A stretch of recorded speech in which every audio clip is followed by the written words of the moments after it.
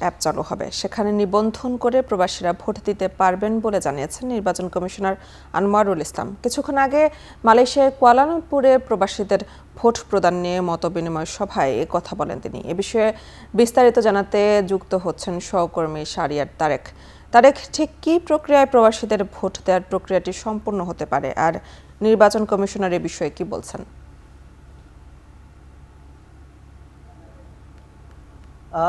প্রবাসী বাংলাদেশিরা কিন্তু বাংলাদেশের অর্থনীতিতে রেমিটেন্স প্রেরণ করে একটি গুরুত্বপূর্ণ ভূমিকা রাখেন।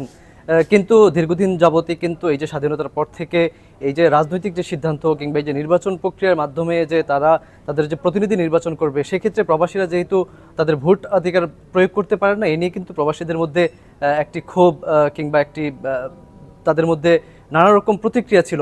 তবে আসার কথা হচ্ছে যে এই বর্তমান অন্তর্বর্তী সরকারের অধীনের যে নির্বাচন কমিশন আছে, তারা কিন্তু আশ্বস্ত করেছে প্রবাসী বাংলাদেশিরা কিন্তু তাদের জন্য একটি আসলে আশাব্যঞ্জক খবর কিংবা খুশির সংবাদ বলা যায় যে এবার কিন্তু পোস্টাল ব্যালটের মাধ্যমে প্রবাসী বাংলাদেশিরা তাদের ভোটাধিকার প্রয়োগ করতে পারবেন।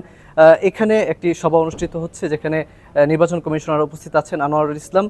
তিনি কিছুক্ষণ আগে তার বক্তব্য রেখেছেন। সেই বক্তব্যে তিনি বিভিন্ন বিষয় বলেছেন এবং একই সঙ্গে এখন কিন্তু প্রশ্নোত্তর পর্ব হচ্ছে। প্রবাসী বাংলাদেশিরা যে সকল বিষয়গুলো নিয়ে জানতে চান সেসব বিষয়ে তিনি প্রশ্ন করছেন এবং তার উত্তরগুলো নির্বাচন কমিশনার তিনি দিচ্ছেন।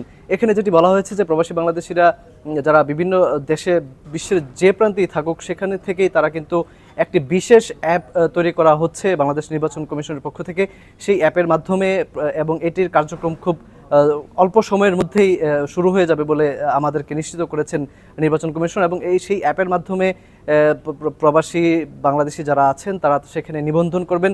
নিবন্ধন করার পর সেখানে কিন্তু তাদের কীভাবে নিবন্ধন প্রক্রিয়া হবে তার সমস্ত কিছু বিস্তারিতভাবে লেখা আছে এবং সেখানে নিবন্ধন হওয়ার পর নির্বাচন কমিশনের পক্ষ থেকে প্রবাসী বাংলাদেশি যারা আছেন, যারা এটাতে নিবন্ধন করেছেন, তাদের একটি তালিকা করা হবে এবং এটি যেটি সম্পূর্ণ হওয়ার পর একদম সহজ প্রক্রিয়ায় তিনি আমাদেরকে যেটি বলেছেন যে একদম সহজ ভাষায় সহজভাবে এই প্রক্রিয়াটি তৈরি করা হচ্ছে, যাতে বিশ্বের বিভিন্ন প্রান্তে যখন যে কোনো প্রবাসী যেন এটি করতে পারেন।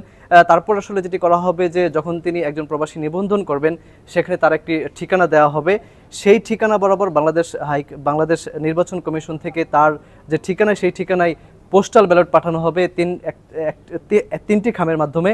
মূলত একটি খাম থাকবে, তার ভিতরে আরও দুইটি খাম থাকবে, যেখানে নির্দেশনা থাকবে কীভাবে তিনি তার ভোটটা প্রয়োগ করবেন এবং একটি ব্যালট পেপার থাকবে। এখানে যেটি বলা হয়েছে যে যেহেতু ভোট প্রক্রিয়াটির যে প্রার্থীর যে নির্ধারণ হবে না, যার কারণে তারা সেই ব্যালট পেপারে শুধুমাত্র যে সকল যে প্রতীকগুলো আছে সেই প্রতীকগুলো সেই ব্যালট পেপারে দেওয়া হবে।